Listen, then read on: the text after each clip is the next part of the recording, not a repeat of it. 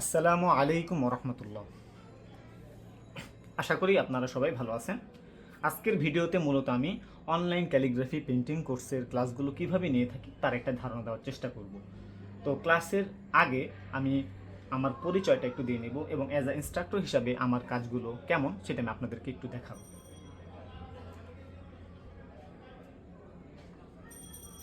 আমি উসামা হক,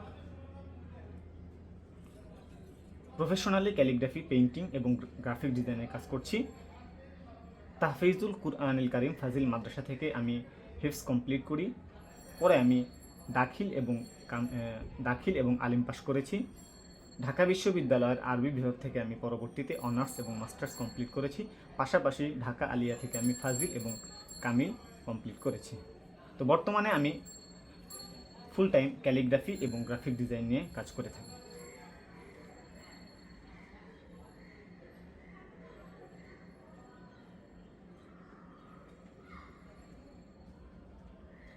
তো যে কোনো ভাষায় আমরা যখন ক্যালিগ্রাফি শিখব তখন আমাদেরকে একদম বেসিক থেকে ক্যালিগ্রাফিটা শিখতে হবে। বেসিক থেকে কেন শিখতে হবে? মূলত আমি যখন নতুন কোনো ভাষায় ক্যালিগ্রাফি করব, যেই ভাষাটা আমার মাতৃভাষা না, সেই ভাষায় ক্যালিগ্রাফি করতে হলে প্রথমেই আমি যে কোনো বাক্যের ক্যালিগ্রাফি করতে পারবো না।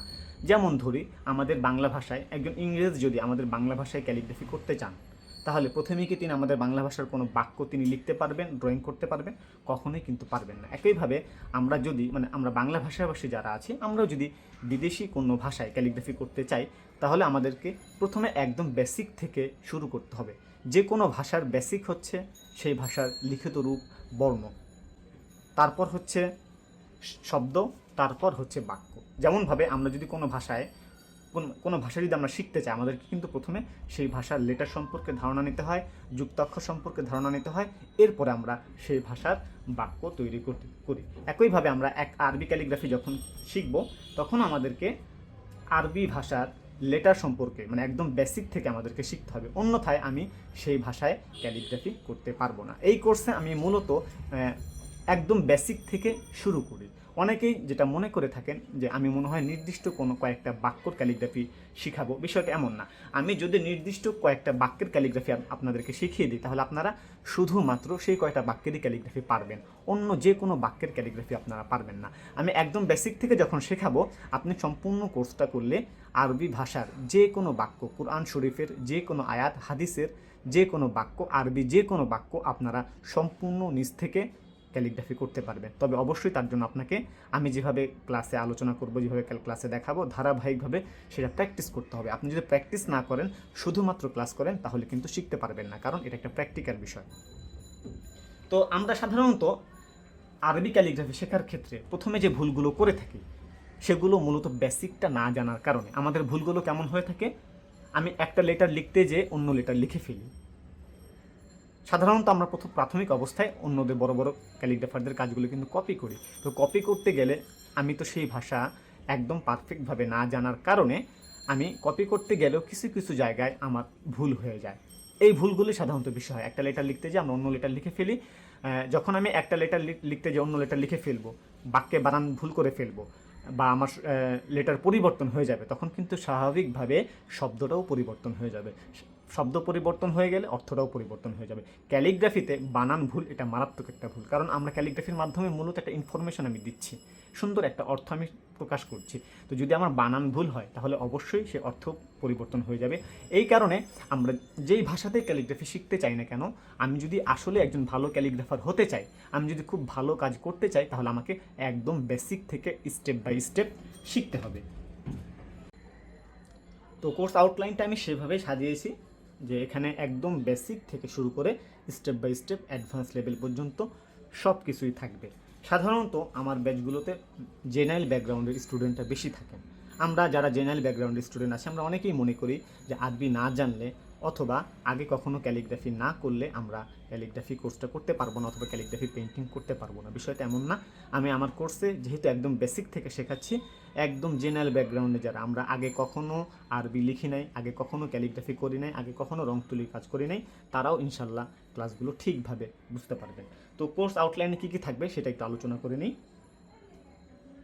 কোর্সে আমি একদম যেহেতু বেসিক থেকে শেখাবো, প্রথমে আমরা যে কোনো ভাষায় যখন আমরা ক্যালিগ্রাফি করব, তখন আমাদের প্রথমে যেমন আরবির ক্ষেত্রে যদি বলি, আমাকে লেটার সম্পর্কে জানতে হবে, আলিফ, বা, তা, তা। তো এইভাবে প্রতিটা লেটার আমি একদম পরিমাপ সহকারে আমি কোর্সে দেখাবো। প্রতিটা লেটার সাথে আমি একটা লেটার জানার পর আমাদের কি জানতে হবে, সেই লেটারের মাধ্যমে আমি শব্দ কিভাবে তৈরি করব, অথবা আমরা যেটাকে বলি আরবিতে, আবার এখানে একটা জটিলতা আছে যে আরবিতে যুক্তাক্ষর শিখতে হয়, তারপর আমরা শব্দ তৈরি করতে পারি। তো প্রতিটা লেটারের সাথে সাথে আমি বেসিক যুক্তাক্ষরটা দেখাবো, যে সেই লেটারগুলো কিভাবে যুক্তাক্ষর তৈরি করে। পাশাপাশি অ্যাডভান্স জয়েন্ট লেটারের ক্লাসও থাকবে। অ্যাডভান্স জয়েন্ট লেটারের ক্লাসে মূলত আমার একটা লেটারের সাথে আরেকটা লেটার যুক্ত হয়ে কীভাবে শব্দ তৈরি আমরা করব, সেটা মূলত আমরা অ্যাডভান্স জয়েন্ট লেটারের ক্লাসে শিখব। অ্যাডভান্স জয়েন্ট লেটারের ক্লাসের পরে আমরা কম্পোজিশন শিখব। কম্পোজিশন কি, আমরা সম্পূর্ণ একটা বাক্য কিভাবে সাজাবো। আমি শুধুমাত্র মানে কোর্সের শুরুতেই আমি যদি কখনো ক্যালিগ্রাফি না জানি, আমি কখনোই প্রথমে একটা সম্পূর্ণ বাক্য ক্যালিগ্রাফি করতে পারবো না। আমাদের ক্যালিগ্রাফিতে মূলত এই কম্পোজিশনটাকে মেইন আমরা বলে থাকি। কম্পোজিশনটা কি, এই যে আমরা একটা বাক্য যখন করব, এটা বাক্য যখন আমরা লিখব, এই বাক্যের শব্দগুলোকে সঠিকভাবে বিন্যাস করা, এটাকে আমরা কম্পোজিশন বলে থাকি। তো আমরা প্রথমেই কখনো কম্পোজিশন করতে পারবো না যদি না আমরা বেসিক থেকে শিখি। আমার কম্পোজিশনে কী ব্যবহার হচ্ছে, একাধিক শব্দ। তাহলে আমি যদি শব্দ তৈরি করতে না জানি, আমি যদি লেটার ড্রয়িং করতে না জানি, তাহলে কি আমি কম্পোজিশন কখনো করতে পারবো? কখনো করতে পারবো না। সুতরাং আমি সেগুলো যখন ভালোভাবে জানবো, তখন আমি কম্পোজিশন করতে পারবো। কম্পোজিশনের মধ্যে একদম বেসিক থেকে অ্যাডভান্স পর্যন্ত রয়েছে যে আমি কীভাবে বাক্যের শব্দগুলোকে বিভিন্নভাবে সাজাবো। আবার কম্পোজিশনের ক্ষেত্রে কোর্সে এটাও থাকবে যে বিভিন্ন শেপে আমরা কীভাবে কম্পোজিশন করব। আমরা আরবি ক্যালিগ্রাফি বিভিন্ন ধরনের কম্পোজিশন দেখে থাকি, যে রাউন্ড কম্পোজিশন, চারকোনা কম্পোজিশন, মানে আমার ক্যালিগ্রাফির মাধ্যমে একটা রাউন্ড শেপ কীভাবে প্রকাশ পাবে, একটা চারকোনা শেপ কীভাবে প্রকাশ পাবে। তো কোর্সে এরকম শেপের ভিতরে যে কীভাবে কম্পোজিশন করব, এটাও থাকবে। এরপর ড্রয়িং শেষ হওয়ার পরে আমাদের পেইন্টিং থাকবে। ড্রয়িংটা যখন আমি ভালোভাবে পারবো, তখন আমি আমার পেইন্টিংয়ের মাধ্যমে আমি কাজটা সুন্দরভাবে প্রকাশ করতে পারবো। আমি রং তুলির কাজ যত ভালোভাবেই করি না কেন, আমার যদি এই ড্রয়িং না জানা থাকে, আমি যদি একটা ঘরের দৃশ্য আঁকতে চাই, আমি যদি প্রথমে ঘরটা যদি ভালোভাবে আঁকতে না পারে, তাহলে আমি রং তুলির মাধ্যমে কি ফুটিয়ে তুলব। সুতরাং আমাকে রং তুলির কাজ শুধু জানলেই হবে না, তার আগে ভালোভাবে ড্রয়িং জানতে হবে। আমার ড্রয়িংটা যত স্মুথ হবে, যত পারফেক্ট হবে, যত সুন্দর হবে, রং তুলির মাধ্যমে আমি তখন ক্যালিগ্রাফিটাকে তত সুন্দরভাবে আমি ফুটিয়ে তুলতে পারবো। তো এই কোর্সটি মূলত যেটা বললাম, যে জেনারেল ব্যাকগ্রাউন্ড এবং মাদ্রাসা ব্যাকগ্রাউন্ড স্টুডেন্ট সবাই এই কোর্সটা ইনশাল্লাহ ভালোভাবে বুঝতে পারবে।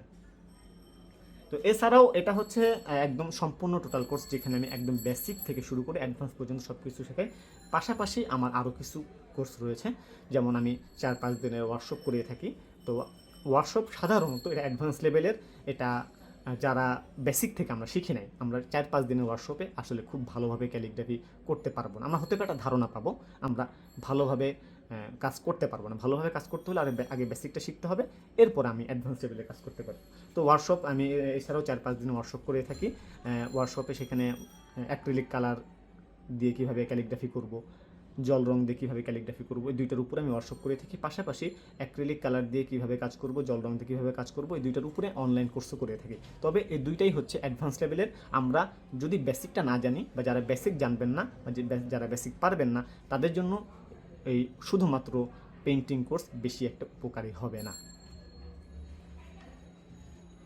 আচ্ছা, তো এবার আমরা ক্লাসে যেভাবে মূলত আমি ক্লাসে কিভাবে শিখিয়ে থাকি, ক্লাসটা কিভাবে হয়, ভিডিওটা যেহেতু অনলাইনে ক্লাস হচ্ছে, অনেকের একটা থাকে, কনফিউশন থাকে যে ক্লাসটা আসলে ঠিকমতো বোঝা যাবে কিনা, ক্যালিগ্রাফির মতো একটা প্র্যাকটিক্যাল বিষয় আমরা অনলাইনে বুঝতে পারবো কিনা, এটা অনেকেরই কনফিউশন থাকে। তো অনলাইনে কিভাবে ক্লাসগুলো নেই সেটা আমি দেখাবো। তো আজকের ক্লাসে আমি আরবি ভাষার দ্বিতীয় লেটার বা হরফটা আমি ড্রয়িং করব। তো আপনারা যেভাবে এখন দেখতে পাচ্ছেন, হুবহু এভাবেই ক্লাসে ক্যামেরা সেট আপ করা থাকবে, এবং এভাবে এখন যেভাবে দেখছেন হুবহু এভাবে এটা দেখতে পাবেন। তো এখানে আরেকটা কথা বলে নিই, অনেকেই একটু কনফিউশনে থাকেন যে অনলাইন কোর্স করলে পর্দার কোনো সমস্যা হবে কিনা। যেহেতু আমাদের মা বোন অনেকেই আছেন ক্যালিগ্রাফি শিখতে আগ্রহী, অনেকের এটা একটা কনফিউশন থাকে যে আমরা অনলাইনে ক্যালিগ্রাফি শিখলে আমাদের পর্দার কোনো সমস্যা হবে কিনা। তো আপনারা দেখতে পাচ্ছেন এখানে যেমন শুধুমাত্র আমার কাজটা দেখতে পাচ্ছেন, একইভাবে কোর্সেও শুধুমাত্র আমি যে কাজ করব সেটা দেখতে পাবেন, আমাকেও সেভাবে আপনারা দেখতে পাবেন না। কাজটা কীভাবে করছি এটা দেখতে পারবেন, একজন স্টুডেন্ট আরেকজন স্টুডেন্টকে সেভাবে দেখবে না। সুতরাং পর্দা নিয়েও কোনো সমস্যা হবে না। মূলত আমি ক্লাসে যেভাবে দেখাচ্ছি এভাবে আপনাদের প্র্যাকটিস করে আমাকে হোমওয়ার্ক দেখাতে হবে। যদি আপনারা ভালোভাবে প্র্যাকটিস করেন তাহলে শিখতে পারবেন। আচ্ছা, আমরা তাহলে আর দেরি না করে আমরা মূল ক্লাসে চলে যাই। তো আমরা প্রতিটা লেটার আরবি কোর্সে আমরা আরবি প্রতিটা লেটার পরিমাপ সহকারে শিখব। যেমন আরবি ভাষার দ্বিতীয় লেটারটা আমি দেখাই, তাহলে আশা করি বুঝতে পারবেন। আমরা আরবি ভাষার দ্বিতীয় লেটার হচ্ছে বা। তো আমি প্রতিটি হরফ এভাবে বক্স তৈরি করে শেখাবো। বক্স তৈরি করে শেখাবো কেন? আরবি প্রতিটা ভাষা, আরবি লেটার, প্রতিটা লেটারের নির্দিষ্ট একটা শেপ রয়েছে, শেপের পরিমাপ রয়েছে। যে আমার লেটারটা হচ্ছে কিনা এটা আমি কীভাবে বুঝবো? আমি যদি আপনাকে বলি এখন একটা লেটার লিখতে, 10 বার লিখতে, আপনি 10 বার লিখবেন, 10 বার এক এক রকম হবে। তার মানে আপনি পারফেক্টভাবে জানেন না বিধায় আপনার এক একটা এক এক রকম হচ্ছে। আপনি যখন 10টা একইভাবে লিখতে পারবেন তখন বলা যাবে না আপনি পারফেক্টভাবে জানেন। তাহলে 10টা একইভাবে যে লিখবেন সেটা কেমন হবে? বড় বড় ক্যালিগ্রাফাররা অনেক আগেই এই ক্যালিগ্রাফির এই বেসিকটা তৈরি করে দিয়ে গেছেন, পরিমাপটা তৈরি করে দিয়ে গেছেন। কিন্তু আপনারা এই পরিমাপটা যেভাবে পাবেন অনলাইনে, সেটা মূলত আরবি বড় বড় ক্যালিগ্রাফাররা হরফটা লেখার পরে পরিমাপ করেন। আগে হরফটা লিখে নেন, এরপরে পরিমাপ করেন। কিন্তু আমি যদি কোনো ভাষা, আমি যদি আরবি লেটারগুলো যদি কখনো না লিখি, তাহলে আমি প্রথমে লেটারটা লিখবো কীভাবে? পরিমাপ তো পরের বিষয়, আমি আগে লেটারটা লিখবো কীভাবে? তো আমি কোর্সে পরিমাপ অনুযায়ী আগে একটা বক্স তৈরি করবো, এরপর আমি সেই বক্সের মধ্যে আপনাদেরকে লেটারগুলো দেখাবো। যেমন এখানে আমি প্রথমে একটু উপরে দাগ দিয়েছি, সাইডে দাগ দিয়েছি, এরপর আমি এখানে 2টা নোক্তা দিব। আমাদের বা হরফের মূলত 2টা অংশ থাকে, একটা হচ্ছে মাথা আর একটা হচ্ছে বডি। তো মাথার অংশের জন্য আমরা এখানে 2টা নোক্তা দিব। মূলত আমার এখানে এই নোক্তা বিষয়টা কি, বা নোক্তাটা কীভাবে আসলো, নোক্তা পরিমাপটা কেন আমাদের প্রয়োজন, এগুলো আমি মূল ক্লাসে ডিটেলস আলোচনা করব।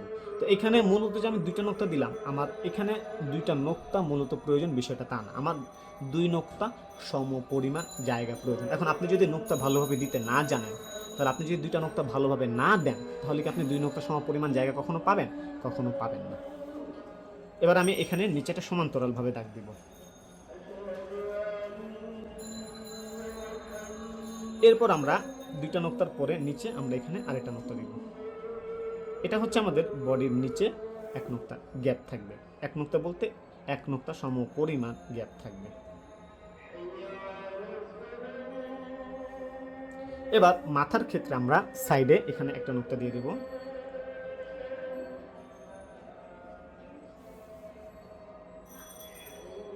এরপর আমরা এখানে একটা দাগ দেব।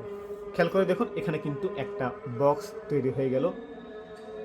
আমি যদি ছোটোকালে আমরা যখন ক খ ঘ ABC লেখা শুরু করি, আমাদেরকে যদি খালি পেজে লিখতে দেওয়া হতো, আমরা সেটা বড় ছোট করে ঠিকভাবে লিখতে পারতাম না। কিন্তু যখনই আমাদেরকে একটা বক্সের মধ্যে ABC ক খ ঘ লিখতে দেওয়া হলো, তখন কিন্তু আমরা সেটা লিখতে পারি। তার কারণ কি? আমাকে লিমিট তৈরি করে দেওয়া হয়েছে। সুতরাং আমরা যারা ক্যালিগ্রাফি জানি না, প্রথমেই যদি ফ্রি হ্যান্ডে করতে যাই, তাহলে আমি তো মূল শেপটাই জানি না, আমি কার মতো করে লেটারটা লিখব? সুতরাং এটা আমাদের জন্য বেশ জটিল একটা বিষয়।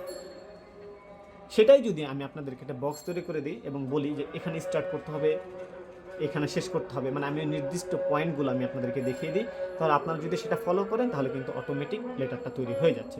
যেমন আমি এবার প্রথমে বা হরফের মাথাটা লিখব। তো বা হরফের মাথাটা কীভাবে শুরু করব? আমি লেফট সাইডের কর্নার থেকে 2টা পেন্সিল হালকা বাঁকা করে ধরে শুরু করব।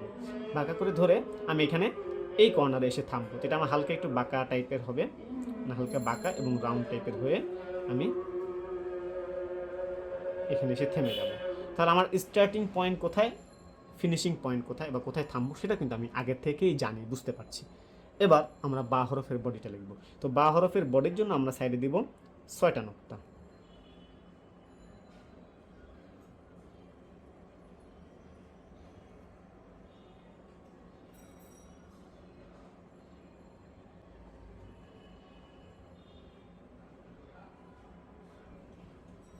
ছয় নোক্তা দেওয়ার পরে আমি 6 নোক্তা এখানে আমার একটা দাগ দিয়ে দেব নির্দিষ্ট এটা। এবার 6 নোক্তা আগে আমি এখানে আরেকটা পয়েন্ট করব। আমি এখানে অতিরিক্ত বেশ কিছু দাগ দিয়েছি, যেটা মূলত বক্সটাকে আরও ডিটেইল করার জন্য। বক্সটা আরও ডিটেইল করলে কি সুবিধা হবে? আপনারা পয়েন্টগুলো বুঝতে পারবেন যে কোথা থেকে শুরু করতে হবে, কোথায় থামতে হবে, কতটুকু কার্ভ করতে হবে, কতটুকু অংশের মধ্যে কার্ভ করতে হবে। আপনি যখন এটা বুঝতে পারবেন তাহলে আপনার জন্য হরফটা ড্রয়িং করতে পারা তখন একদম সহজ হয়ে যাবে, জাস্ট ফলো করলেই হরফটা হয়ে যাবে। এবার আমরা শুরু করব, আমার এখানে এক নুক্তা গ্যাপ থাকবে, তাহলে আমি এক নুক্তা উপর থেকে শুরু করব, এই পয়েন্টে এসে থামবো। এই পয়েন্টের আগে নিচের দাগে কোথাও থামা যাবে না, এবং এই পয়েন্টের পরেও নিচের দাগে কোথাও থামা যাবে না। দ্যাট মিন্স আমার এই পয়েন্টটা হচ্ছে সম্পূর্ণ হরফের সর্বনিম্ন বিন্দু।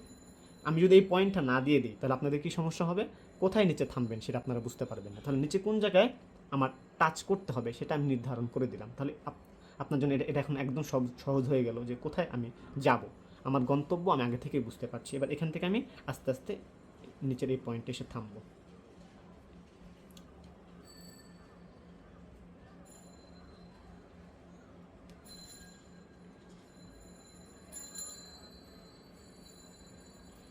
খেয়াল করে দেখুন, এই পয়েন্টের আগে নিচের দাগে অন্য কোথাও কিন্তু আমার এই বা হরফের বডিটা টাচ করেনি।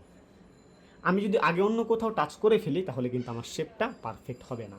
এবার আমার এখানে কতটুকু বাকি আছে, 2 নুক্তা। এবার আমি এই 2 নুক্তার মধ্যে রাউন্ড করে চলে যাব।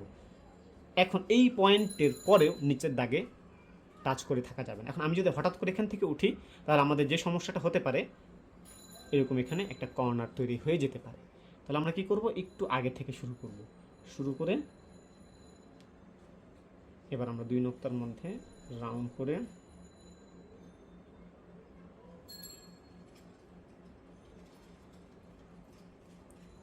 শেষ করব। এবার বাকিটা আমি এক পেন্সিল দিয়ে সুন্দরভাবে চিকন করে দেব। তাহলে আমাদের এখানে বা হরফটা তৈরি হয়ে গেল। এখন আপনি যদি বক্সটা তৈরি করতে পারেন তাহলে আপনার জন্য, আপনি কোনো দিন বা হরফ লিখেন নাই, তারপর আপনার জন্য বা হরফটি কিন্তু লেখা কোনো কঠিন বিষয় না।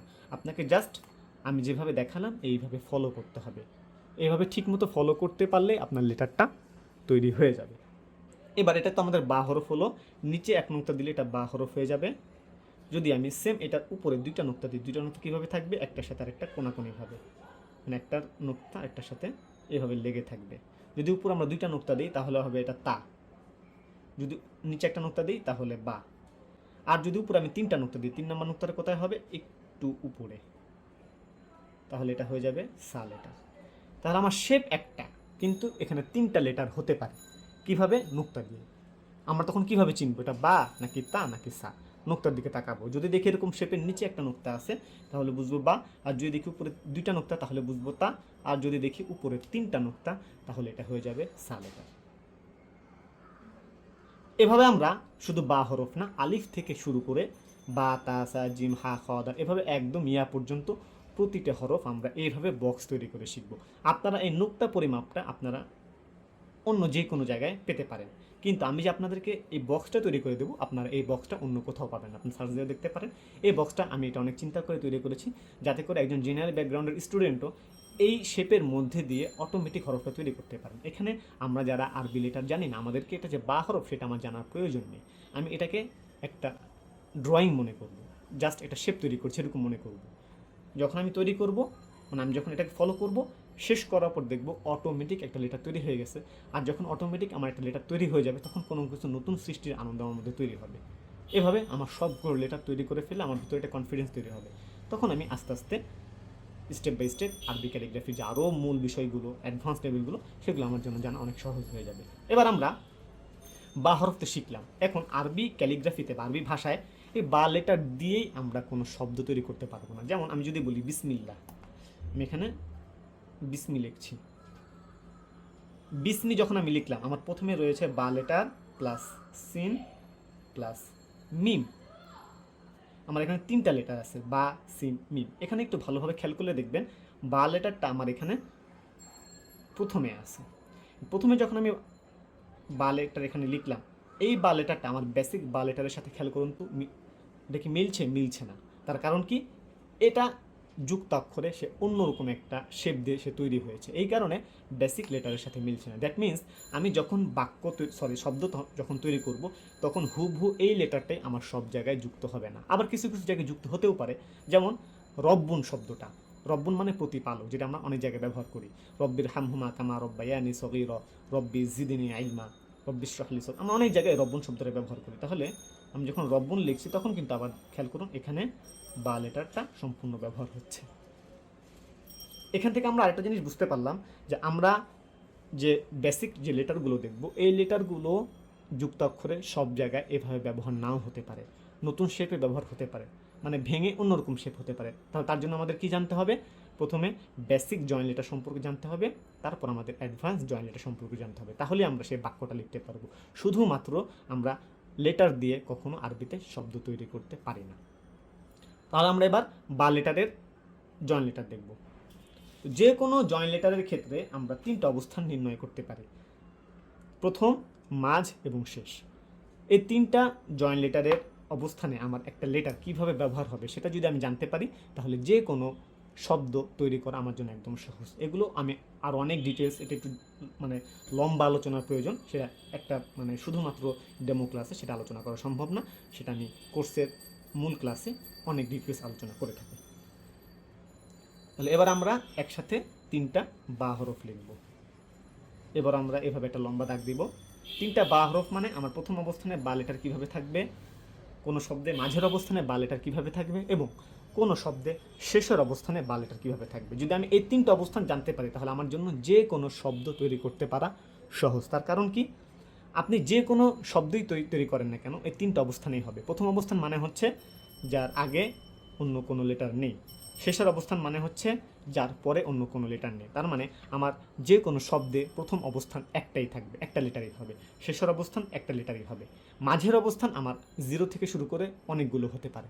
তো মাঝের অবস্থানে যতগুলো থাকবে সবগুলোকে আমরা মাঝের অবস্থান বলবো, এবং মাঝের অবস্থানে যতগুলো লেটার থাকবে সবগুলো লেটার মানে সেম লেটার হলে সবগুলো একই রকম হবে। আর প্রথম একরকম হবে, শেষেরটা আরেক রকম হবে। তাহলে আমরা তিনটা অবস্থানের তিন রকম শেপটা যদি আমরা জানতে পারি যে কীভাবে হবে, তিনটা অবস্থানে কীভাবে কীভাবে বসবে, তাহলে আমরা সেই লেটার দিয়ে যে কোনো শব্দে আমরা সেই লেটারটাকে আমরা যে কোনো শব্দে ব্যবহার করতে পারবো। আমরা দেখব যে এই শব্দে এই লেটারটা কোন অবস্থানে আছে, তখন আমরা সেই অবস্থানের শেপটা ব্যবহার করব, তাহলেই হয়ে যাবে। আমরা যুক্তাক্ষরও শিখব একদম বক্স তৈরি করে পরিমাপ দিয়ে। আমরা কোর্সে যাই শিখব সব কিছু পরিমাপ দিয়ে নির্দিষ্ট পরিমাপে শিখব, ফ্রি হ্যান্ডে আমরা শিখব না। ফ্রি হ্যান্ডে শিখলে কী সমস্যা সেটা আমি একটু পরে আলোচনা করছি। তাহলে এবার আমি প্রথম অবস্থানে বা লেটার লিখব। প্রথম অবস্থানে যখন আমি বা লেটার লিখব তখন আমার শুধুমাত্র বা হরফের মাথাটা ব্যবহার হবে। তাহলে শুধুমাত্র বা হরফের মাথাটা আমি এখানে দিয়ে দিলাম।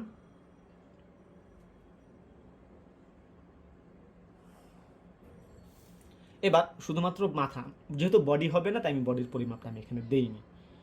মাথার সাইডে এক নুক্তা ছিল সেটাও আমি এখানে দিয়ে দিলাম।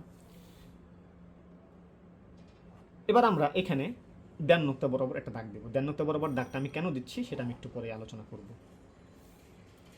তো প্রথম অবস্থানে বা লেটার শুধুমাত্র মাথা যেহেতু হবে, তাহলে মাথাটা আমার একটু আগে বেসিক ক্লাসে যেটা বেসিক হরফে যেটা দেখলাম আমি হুবহু সেটাই আগে এখানে আবার লিখব।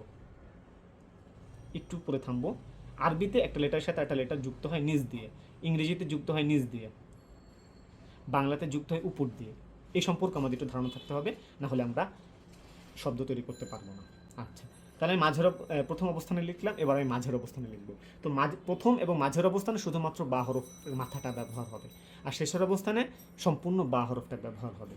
এগুলো কেন ভেঙে যাচ্ছে, কেন সম্পূর্ণ অংশটা হচ্ছে, সেটা আমি মূল কোর্সে আরও ডিটেলস ইনশাল্লাহ আলোচনা করব। তো মাঝের অবস্থান আর প্রথম অবস্থানের মাঝে আমি একটু গ্যাপ রাখবো। একটু গ্যাপ কেন রাখছি, আমরা যখন বাংলা বা ইংরেজি যখন লিখি, আমার যদি একটা লেটারের সাথে আরেকটা লেটার একদম জড়িয়ে যায় তাহলে কিন্তু আমরা বুঝতে পারি না এখানে কী লেখা আছে। সেই জন্য আমাদের প্রতিটা লেটারের মাঝে একটু গ্যাপ রাখতে হয়। এখন এই গ্যাপটা আমি এখানে এক নোক্তা গ্যাপ দিয়েছি, এক নোক্তাই রাখতে হবে বিষয়টা এমন না।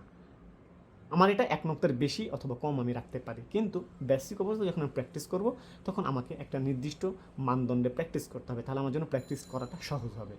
এবার আমি মাঝের অবস্থানে বা লিখব। মাঝের অবস্থানে বাটা আমার নিচ থেকে, আরবিতে মার্জিন হয় নিচের দিকে, মার্জিন থেকে উপরের দিকে দেড় নোক্তা বরাবর যাবে।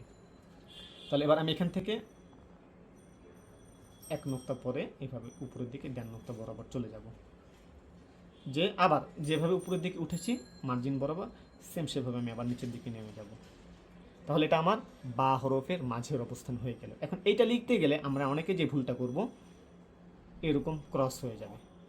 ক্রস হওয়ার কারণ কি? পেন্সিলের অবস্থান পরিবর্তন হয়ে গেছে। এখানে পেন্সিল থাকবে, খেয়াল করুন, একদম খারাপ পজিশনে। আপনি যদি পেন্সিল, আর এখানে খেয়াল করুন এইভাবে পজিশনে আছে।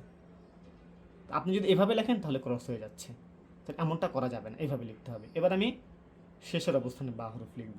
আচ্ছা, এখানে আরেকটা বিষয় হচ্ছে, খেয়াল করুন, আমি এখানে কিন্তু আপনাকে ভুলটাও বলে দিলাম।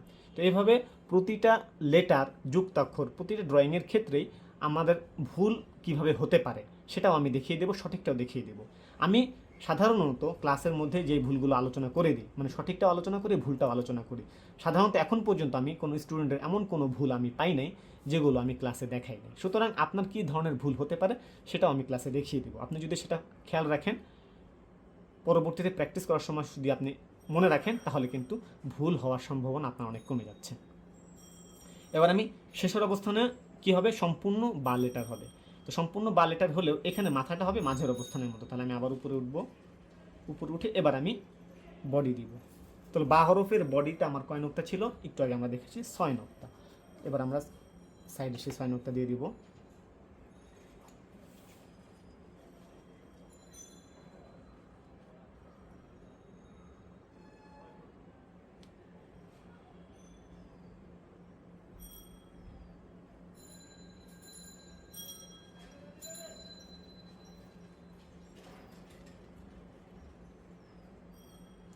ছয় নোক্তা পরে এভাবে আমরা একটা দাগ দিব। যেহেতু হুবহু সেই বডিটা আমাদের লিখতে হবে, তাহলে হুবহু সেই পরিমাপটাই আমরা দিব।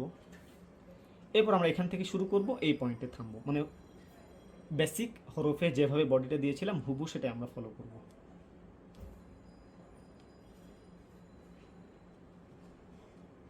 বাকি 2 নোক্তার মধ্যে রাউন্ড করে উপরের দিকে চলে যাব। তাহলে এখানে আমাদের 3টা বা হরফ একসাথে হয়ে গেল। এটা হচ্ছে শেষের অবস্থান, এটা হচ্ছে মাঝের অবস্থান, এটা হচ্ছে প্রথম অবস্থান। দ্যাট মিন্স আমার কোনো শব্দে যদি প্রথমে বা থাকে তাহলে আমি কেমন শেপ নিব? এরকম শেপ। যে কোনো শব্দে যদি আমার প্রথমে বা থাকে আমি এইভাবে লিখব, এই শেপটা দিব। যদি শেষে বা থাকে তাহলে আমি এই শেপটা নিব, আর যদি মাঝে বা থাকে তাহলে আমি এই শেপটা নিব। তাহলে প্রথম অবস্থানে তো কখনো 2টা বা হতে পারে না, একটাই বা হবে, তাহলে এই শেপই হবে। শেষের অবস্থানে তো কখনো 2টা বা হতে পারবে না, একটাই বা হবে, তাহলে এই অবস্থান হবে। মাঝের অবস্থানে আমার একটা থেকে শুরু করে অনেকগুলো বা হতে পারে। যতগুলো বা হরফ থাকবে সবগুলো আমরা এইভাবেই দিব। তো নিচে আমি যদি এক নুক্তা দিই তাহলে এটা বা হরফ হবে। এখানেও একই রকম বিষয়টা, নুক্তা দিয়ে আমরা লেটারটা চিনব। যদি আমি নিচে এক নুক্তা দিই তাহলে এটা বা লেটার হবে। যদি আমি উপরে 2টা নুক্তা দিই তাহলে এটা তা লেটার হবে, মানে তা লেটারের যুক্তাক্ষর হবে। আর যদি উপরে আমি 3টা নুক্তা দিই তাহলে এটা হয়ে যাবে সা লেটারের যুক্তাক্ষর। তো এভাবে আমরা প্রতিটি হরফের সাথে প্রথমত সেই হরফের বেসিক জয়েন্ট লেটারটা দেখব। মানে বা হরফ যখন দেখব, বা হরফের সাথে বা হরফ লেটারটা যুক্তাক্ষরের 3টা অবস্থানে কীভাবে বসবে এটা আমরা দেখব। এভাবে বা হরফ না, শুধু জিম, দাল, র, ঝা, সিন, শিন সব হরফ দেখব। এরপর আমরা অ্যাডভান্স জয়েন্ট লেটারে দেখব যে বা, যেমন এখানে বা হরফ দেখলাম, বা হরফের সাথে আমার অন্য লেটারটা কীভাবে যুক্ত হবে এটা আমাদের জানতে হবে। যেমন একটু আগে আমি দেখালাম যে বিসমি, বিসমিতে আমার বায়ের সাথে সিন যুক্ত হচ্ছে। তাহলে শুধুমাত্র বায়ের সাথে বা, এটা তো দেখলে এভাবে আমরা যদি সবগুলো লেটার দেখি তাহলে আমি শব্দ তৈরি করতে পারবো। তবে যারা জেনারেল ব্যাকগ্রাউন্ডের আমরা আছি আমাদের জন্য এটা একটু কঠিন হয়ে যাবে। তো আমাদের জন্য সহজ হবে যদি আমরা অ্যাডভান্স জয়েন্ট লেটারের ক্লাসগুলো ঠিকমতো করতে পারি। অ্যাডভান্স জয়েন্ট লেটারের ক্লাসে কী থাকবে?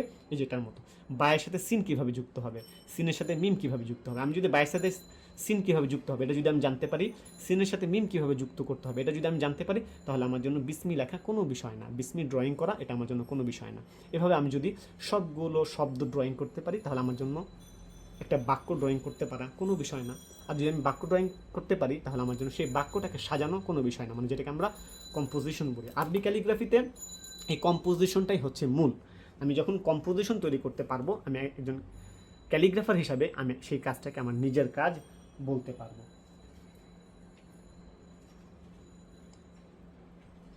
তো এভাবে আমরা সবগুলো লেটার ইনশাল্লাহ শিখবো। সবগুলো লেটার শেখার পরে আমরা যেটা বললাম যে অ্যাডভান্স জয়েন্ট লেটারে ক্লাস করবো, এরপর আমরা কম্পোজিশন করব। কম্পোজিশনে এখানে একটা গুরুত্বপূর্ণ বিষয়, কম্পোজিশনের আলোচনাটা আমাদের ক্লাসে অনেক গুরুত্বপূর্ণ থাকবে। বিভিন্ন শেপে কিভাবে কম্পোজিশন করা হয়, কম্পোজিশনের বাক্যগুলো কিভাবে তৈরি করা হয়। যেমন এখন সামনে দেখতে পাচ্ছেন এখানে একটা বাক্য আমি ক্যালিগ্রাফি করেছি, এই বাক্যে কয়েকটা শব্দ এখানে আছে। খেয়াল করলে দেখবেন শব্দগুলোকে বিভিন্নভাবে এখানে বিন্যাস করা হয়েছে। তো এটা আমি একবারেই তৈরি করতে পারবো না, আমাকে স্টেপ বাই স্টেপ আগাতে হবে। আমরা অনেকে যে ভুলটা করি, প্রথমেই ক্যালিগ্রাফি শেখার ক্ষেত্রে প্রথমে একটা বাক্যে চলে যাই। একটা বাক্যে প্রথমে যাওয়া যাবে না। আমি যদি স্টেপ বাই স্টেপ আগাই তাহলে আমি বাক্যটা সুন্দরভাবে ড্রয়িং করতে পারবো। এখানে খেয়াল করলে দেখবেন কয়েকটা শব্দ আছে এবং শব্দগুলোকে প্রথম থেকেই পরিকল্পিতভাবে এখানে বিন্যাস করা হয়েছে। অপরিকল্পিতভাবে যদি আমি বিন্যাস করি তাহলে আমার কম্পোজিশনটা কখনোই সুন্দর হবে না। তো কম্পোজিশন সুন্দর করার ক্ষেত্রে কোন বিষয়গুলো আমাদের খেয়াল রাখতে হবে, কীভাবে কম্পোজিশন করব, অ্যাডভান্স কম্পোজিশনের ক্ষেত্রে আমাদের ড্রয়িংগুলো কীভাবে করব, সেগুলো ইনশাল্লাহ আমি কম্পোজিশনের ক্লাসে মূল কোর্সে ইনশাল্লাহ সেটা আমি ডিটেলস আলোচনা করব। তো ক্লাসে দেখলে আমি এখন একটু ধারণা দেওয়ার চেষ্টা করলাম যে ক্লাসে কীভাবে আলোচনা করছি। আপনার হুবহু এভাবেই দেখবেন ক্লাসে, মানে ক্লাসে আমি এভাবে আলোচনা করব। এখানে আমি খুব বেশি ডিটেলস আমি আলোচনা করি নাই, তো ক্লাসে আরও বেশি ডিটেলস আলোচনা থাকবে, ভুল কোনটা সঠিক কোনটা সেটাও আলোচনা থাকবে। আর গুরুত্বপূর্ণ বিষয় হচ্ছে প্রতিটা ক্লাস রেকর্ডিং করে দিয়ে দেওয়া হবে। জুমে ক্লাস হোক অথবা ফেসবুক গ্রুপ লাইভে যেভাবেই ক্লাস হোক, প্রতিটা ক্লাস এটা রেকর্ডিংভাবে স্টুডেন্টদের একটা গ্রুপ থাকবে, সেখানে রেকর্ডিংটা দিয়ে দেওয়া হবে। প্র্যাকটিক্যাল, যেহেতু এটা প্র্যাকটিক্যাল বিষয়, আপনি ক্লাসে একবার দেখে এটা আয়ত্ত করে ফেলতে পারবেন না, আপনাকে পরবর্তীতে প্র্যাকটিস করার সময় বারবার দেখতে হবে। আরেকটা গুরুত্বপূর্ণ বিষয় হচ্ছে আমি ফ্রি হ্যান্ডে, একটু আগে বলেছিলাম, আমি ফ্রি হ্যান্ডে শেখাবো না, প্রতিটা অংশ আমি পরিমাপ দিয়ে শেখাবো। যেমন আমি যদি আপনাকে বলি যে একটা দাগ দেন, আপনি একটা দাগ দিলেন, আমিও দাগ দিলাম, আপনিও দাগ দিলেন, এখন আপনার দাগ আর আমার দাগ একরকম হবে না। তার কারণ আপনি যখন দাগ দিবেন কোথা থেকে শুরু করতে হবে, কোথায় থামতে হবে, সেটা কিন্তু আমি আপনাকে বলে দিই নাই। সুতরাং আপনার দাগ আর আমার দাগ একরকম হবে না। কিন্তু আমি যদি আপনাকে বলে দিই যে 3 ইঞ্চি সমান একটা দাগ দেন, আপনি যদি আগে পরিমাপ করে নেন যে এখান থেকে এখানে 3 ইঞ্চি হচ্ছে, তারপরে আপনি দাগ দিলেন, তাহলে কিন্তু আপনার দাগটা অবশ্যই আমার দাগের সমান হবে। তাহলে অনলাইনে শিখলেও এটা আমাদের জন্য আরও বেশি সহজ, কারণ এখানে প্রতিটা অংশ আমরা পরিমাপ দিয়ে শিখছি। আর যেহেতু প্রতিটা ক্লাস সেভ হয়ে থাকছে, আপনি প্র্যাকটিস করার সময় বারবার দেখতে পাচ্ছেন। কোনো কারণে ক্লাস মিস হলে এবং প্র্যাকটিসের সময় আপনি বারবার ক্লাসটা দেখতে পারবেন, এতে করে নিজের ভুলটা নিজেই বুঝতে পারবেন, সহজে প্র্যাকটিসটা করতে পারবেন। এবং এখানে আরেকটা গুরুত্বপূর্ণ বিষয় হচ্ছে প্রতিটা প্র্যাকটিসে যদি আপনি পরিমাপ সহকারে শেখেন। আমরা অনেকেই 3-4 বছর ধরে ক্যালিগ্রাফি করি, কিন্তু আমার কাজে ইমপ্রুভ হচ্ছে না। কেন ইমপ্রুভ হচ্ছে না? আমি যদি ফ্রি হ্যান্ডে শিখি, আমার কোনটা অ্যাকুরেট সেটা আমি জানি না। আমার লেটারটা, আমি যখন আলিফ লেটারটা লিখব, আমার আলিফ লেটারটা অ্যাকুরেট, আচ্ছা আমি এখানে একটা আলিফ লেটার লিখলাম, তো আলিফ লেটারটা আমার অ্যাকুরেট ড্রয়িং কোনটা, আমি যদি সেটা না জানি তাহলে তো আমার কাজে ইমপ্রুভ হবে না। আর আমি যখন পরিমাপ সহকারে শিখব, যেমন এটা আমি ধরেন এই বা হরফের যুক্তাক্ষরটা আপনি যখন প্রথমে লিখবেন 100% আপনি পারফেক্ট করতে পারবেন না। কিন্তু আপনি যদি 5 বার প্র্যাকটিস করেন, অবশ্যই প্রথমবারের থেকে 5 নম্বর বারেরটা আরও বেশি ভালো হবে, কারণ আপনি তো একই বক্সের মধ্যে বারবার প্র্যাকটিস করছেন। সুতরাং এইভাবে বক্সের মধ্যে তৈরি করে যদি আপনি লেটারগুলো শিখেন, প্রতিটি প্র্যাকটিসে আপনার ইমপ্রুভ হবে। আপনি যদি বক্সের বাহিরে 100 বারও লেখেন, আপনার 100 বার যতটুকু না ইমপ্রুভ হবে, তার থেকে 5 বারে অনেক বেশি ইমপ্রুভ হবে। আর আপনি যদি এইভাবে 5 বার বললাম, 5 বার তো আপনি একদিনই লিখতে পারবেন। আপনি যদি এইভাবে 6 মাস 1 বছর প্র্যাকটিস করেন, তাহলে অন্য যারা ফ্রি হ্যান্ডে কয়েক বছর 4-5 বছর ধরে যারা প্র্যাকটিস করছে, তার থেকে বেশি আপনি ভালো ফিডব্যাক পাবেন এই অল্প কয়েক দিনের প্র্যাকটিসে ইনশাল্লাহ। তো এরপরে আমরা কম্পোজিশনের পরে আমরা প্রথমে জল রঙের পেন্টিং দেখব।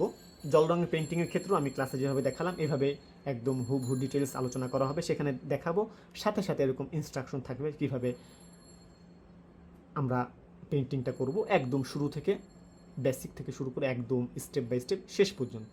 কয়েকটা জল রঙের ক্লাস থাকবে, প্রায় কয়েকটা আমরা জল রঙের কাজ আমরা আমাদের কোর্সে দেখব।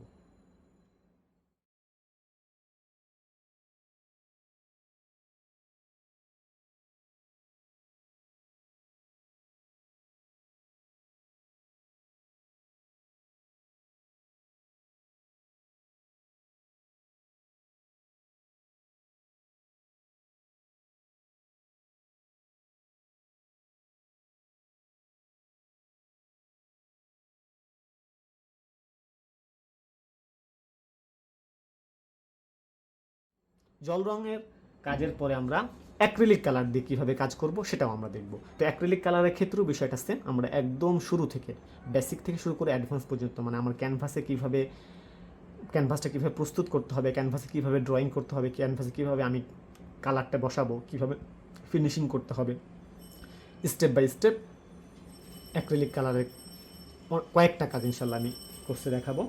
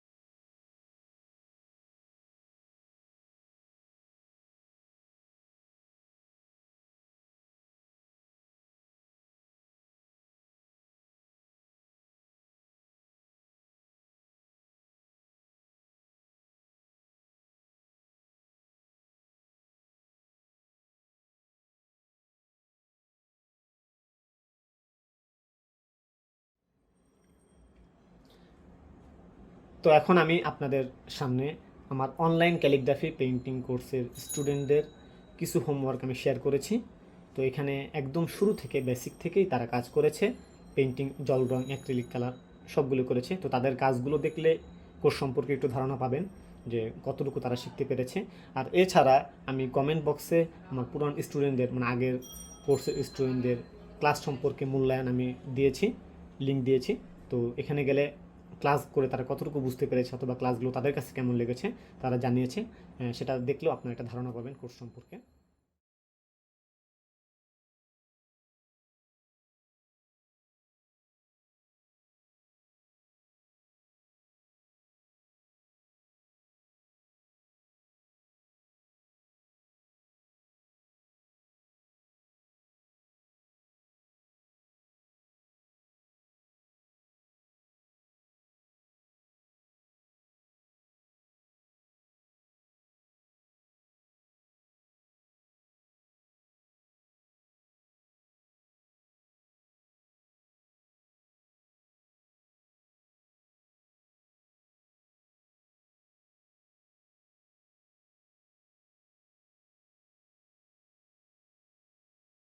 আর কোর্স সম্পর্কে ডিটেলস জানতে উসামাস ক্যালিগ্রাফি একাডেমি নামে আমার ফেসবুক পেজ আছে, সেখানে আপনারা ইনবক্স করবেন। তো সেখানে ইনশাল্লাহ, যেহেতু আমি নিয়মিত কোর্স করাচ্ছি, যে কোর্সটা আপনারা করতে চান আমাকে জানাবেন, আমি সেখানে কোর্সের ডিটেলস ইনশাল্লাহ পাঠিয়ে দেব।